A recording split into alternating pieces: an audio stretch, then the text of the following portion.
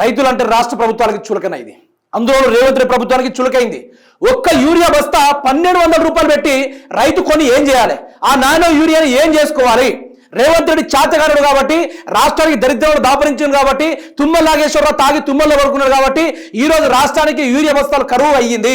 ఈ రోజు రాష్ట్ర రైతులను దేహి భిక్షాం దేహి అనుకుంటూ అడుక్కుంటున్నారు. బోనస్ లేదు, రైతు బంధు లేదు, రైతులకు నడ్డు మీద కొట్టిండు. రాష్ట్రానికి వెన్నుముక రైతు అంటే ఈ రోజు రాష్ట్రానికి వెన్నుముకలా ఉన్న రైతు వెన్ను విరిచేసి ఈ రోజు రైతాంగం మీద కూడా, ఈ రోజు వ్యవసాయం మీద కూడా వ్యాపారం చేసుకుంటున్నారు. ఈ రోజు సంపాదించుకుంటున్నారు. దాంట్లో కూడా స్కాములకు పాల్పడతా ఉన్నారు.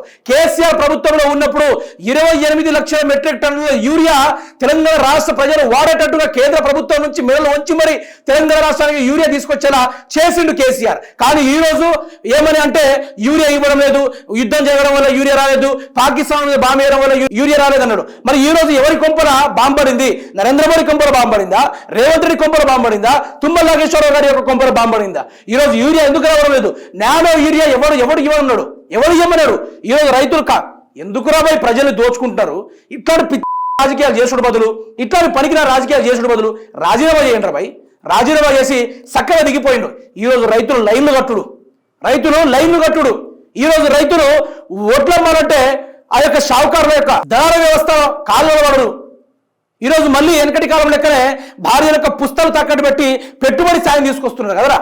ఇవన్నీ మీకు కళ్ళకు అవపడట్లా? ఒకటికి 60 సార్లు ఢిల్లీకి పోతున్నారు. ఎవరబ్బా సొమ్మని తిరుగుతా ఉన్నారు. మొన్న గ్లోబల్ సమ్మిట్ అని పెట్టిర్రు. 500 కోట్లు ఎవరబ్బా సొమ్మని ఖర్చు పెట్టిర్రు. అందాల పెట్లు పెట్టిర్రు. 300 కోట్ల రూపాయలు ఎవరబ్బా సొమ్మని ఖర్చు పెట్టిర్రు. ఈ రోజు ప్రజలు నేను ఒకటే అడుగుతా ఉన్నా, లింకు వాళ్ళే పెట్టుడే కాదు, మనకు పెట్టుడు లింక్ వచ్చు, మనకు కూడా లింకు పెట్టుకోవచ్చు. దళారు వ్యవస్థను కూలగొట్టాలి. రైతులను ఏ విధంగా అయితే నడ్డిరిస్తా ఉన్నారో ఈ రోజు షాపులలో కావచ్చు, ప్రభుత్వం వల్ల కావచ్చు, సుక్కలు చూపెట్టాలి. లింకులు మీరు కూడా పెట్టండి. మనకు చేతన కాదే లింకు పెట్టుడు, రైతులకు చేతన కాదే లింకులు పెట్టాలి. లింకులు పెట్టాలి. లింకులు పెట్టి ప్రభుత్వాన్ని మెలు వంచాలి.